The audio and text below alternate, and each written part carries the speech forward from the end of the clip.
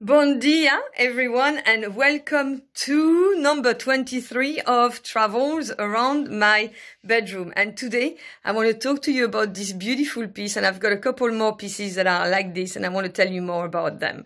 So they come from Brazil, and from a very unique place, very unique city in Brazil, which is called Salvador de Bahia. And Salvador de Bahia is unique because 80% of its population is Afro-descendant. So the impression that you have when you are in Salvador de Bahia is that you actually are in Africa, which gives it an amazing vibrancy on top of being in Brazil. So you can imagine. So, and the reason for that is because Salvador de Bahia used to be the first slave market for the New World, so for the Americas, back in 1500 until the abolition of slavery in early 1800. So when the slaves arrived from Africa, and they came from West Africa, so Benin, Nigeria, Togo, Ghana, and the Africans brought their own religion with them.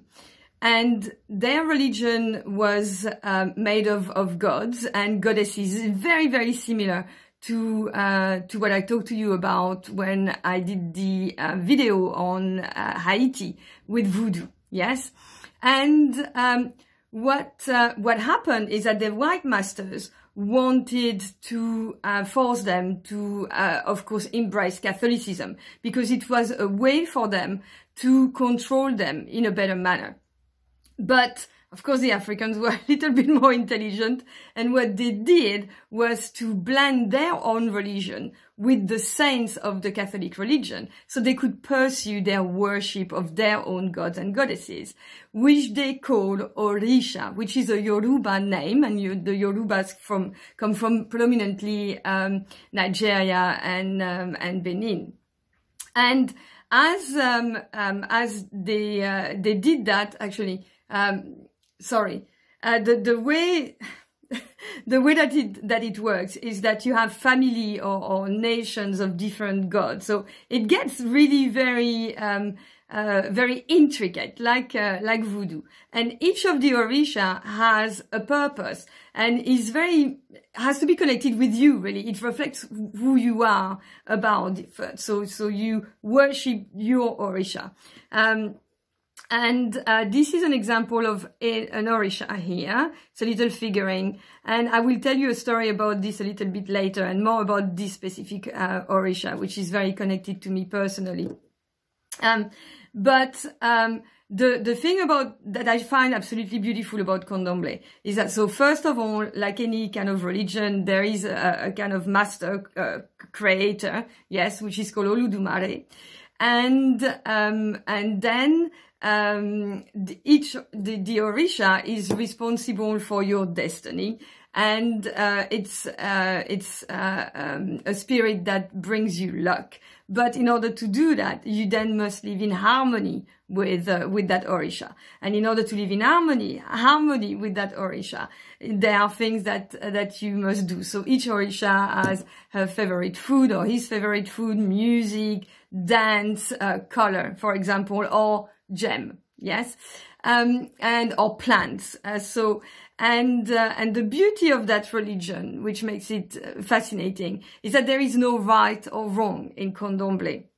There is only a commitment or a duty to fulfilling your destiny, which always begs the question to how much awareness do you have of your destiny? And it's something that I started really thinking about when I was there, because it gives you a completely different perspective about life. Yes. And I know I talked about that in my video on Bali, because they're exactly the same over there. Nothing is more important than anything else. There is no right or wrong. It just is. And then you have a duty to live your life because it's a privilege to be alive. So, I want to stop on that, and then I want to go back to what I was doing in Salvador de Bahia, because it will make sense and explain the reason to why I'm wearing this. and acquired it. So when I was there, I was working on a project where we had to increase the income of people that were involved in the tourism industry, but were at the bottom of the income level. So I do quite a lot of work in that. And one of the things that I had to do was to go and interview people that were selling, for example, souvenirs, to assess how much money they were making and then find solutions to bring them more income. So this is me here on the steps of one of the churches in Salvador de Bahia, which is an amazing place. You really have to go. It's beautiful. And this is Eberche here, my young translator, who was one of the rare Black students at the university who studied tourism, which is one of the reasons that I hired him. And one thing that you realize is that although 80% of the population is Black, when you go to the higher level of society and the higher level of power position, then you end up only seeing white people. Yes. So the idea is to really promote them at a higher level as well of decision making, especially in the tourism industry, because that's my field.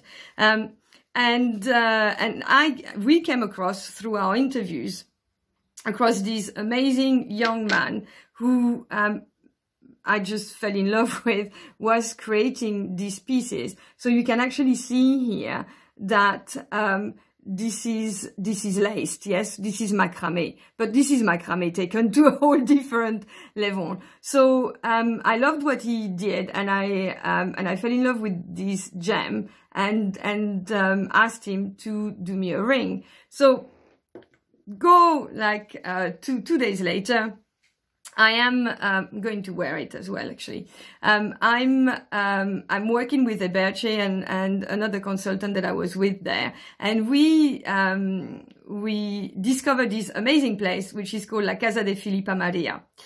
And it is owned by 2 formidable women. One of them is a retired teacher of French language, so we immediately hit it off. And this house is a home, a refuge home for women who live in that neighborhood, Coruso, and are on their own. So they go there, and they can be of any age, but these 2 women will be there. They can dance together, play together, learn things together. So it's an absolutely tremendous place. So we became immediately very good friends and decided to go out and have dinner together.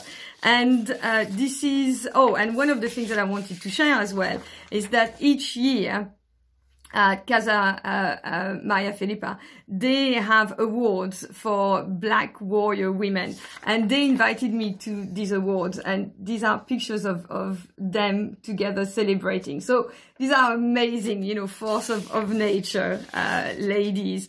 And this is us having dinner together. I think you can see that. And one thing happened at the dinner that really astounded me. We were having a laugh, and we were, you know, drinking wine and enjoying life, and being very, very loud. And a couple came to us, and it was a white couple, and they asked whether they could take a picture of us. And I was kind of really thinking, okay, just fair enough, didn't say anything, and the ladies were very polite, and they let that couple take a picture of them. And when I asked them why that had happened, they told me that it was very rare, first of all, to see a group of Black women enjoying themselves, and even rarer to see them with a white woman, which is, you know, very, very saddening. But that couple came from either from Rio de Janeiro or Sao Paulo, and apparently at the time that wasn't something that you could see very often.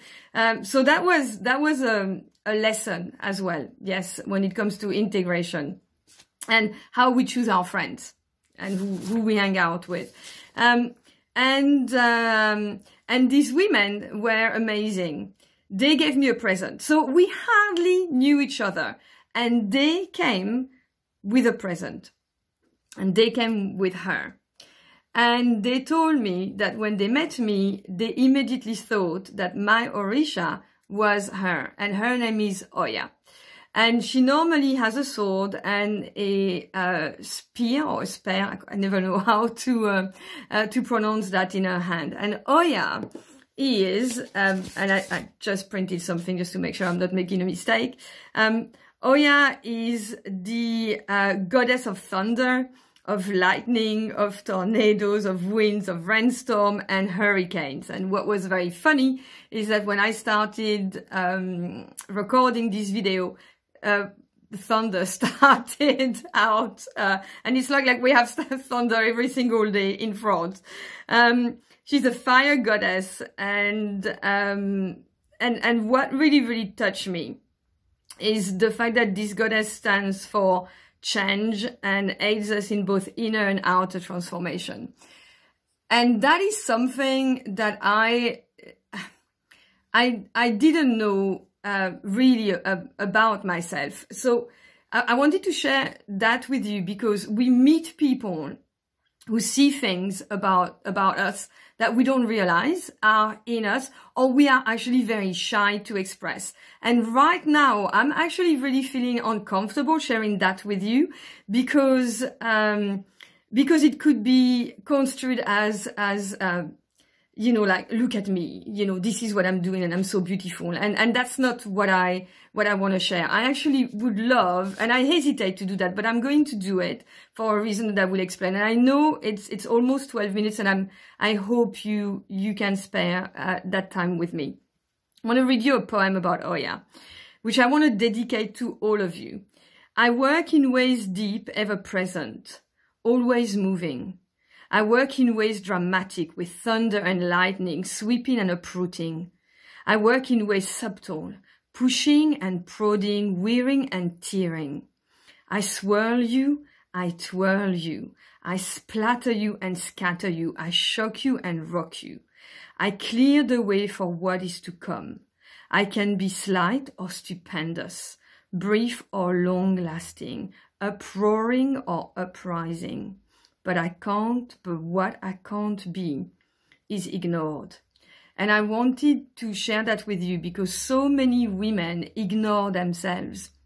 And for me, it was like a call to action to really think about my life and what was going to be my destiny. And the beautiful thing about this is that when I was in Benin, the men that I was working with, they decided to call me Kariji. And Kariji means a thorn that cannot be ignored, because even when you have a thorn in a lion, the lion still feels it for as much powerful as the lion is. But the one thing that is also that really made me smile when I started doing more research about Oya to share that with you is that Oya loves to come on earth as an antelope. And I don't know if you remember this that I did in Benin, and I really had no idea until I researched this video for you, just to make sure that I honored Oya really well. So this is it, yes. And also, Oya loves wind instruments. And this is a piece that I will talk to you about more when I do another video in Peru. But this is a musical instrument that blows wind. So what I find extraordinary is that things happen and then they kind of make sense afterwards. And I don't know if you've ever had that in your life. So I just want to finish quickly on this. Yes. I then go back to pick up my ring. And I see this other gem and totally fall in love with it. And I asked the young man whose name I have forgotten, and I have to apologize for that, to do this piece for me. And it's an amazing, absolutely amazing piece. And as we discuss, he shares something with me. He tells me that some of his clients from Rio de Janeiro or Sao Paulo, when they go to the Tereros, which is the place where they honor the Orishas, they like to wear pieces like this. So that was really gorgeous. And he had also this wonderful bracelet. So I want to share that with you as well. I mean, look at the amount of work that has gone, you know, on it. And what really I found very sad is that, you know, he's at the market selling that, where actually he should be selling that in really expensive and beautiful shops. One thing that I love when I wear these pieces is that I remember the women who offered me Oya and make me believed in myself a little bit more. And everywhere I go, I intentionally invest in the local community. I buy beautiful things because it is for me a way to honor the people that are crafters and that have an expertise that is actually slowly dying, and that's why we need to invest in it. So if I always have money to buy souvenirs, I will buy something expensive, but only one thing. So like this piece, for example, which I also brought back from Brazil and which is from a Brazilian designer. So I know this has been my longest ever, and I hope you'll forgive me, but I want to finish with this. Whom in your life have you come across? Which culture, which person during your travels has enlightened you about an aspect of yourself that you were not aware of? And I'd love to know that. Thank you very much for staying with me, and have a lovely, lovely day.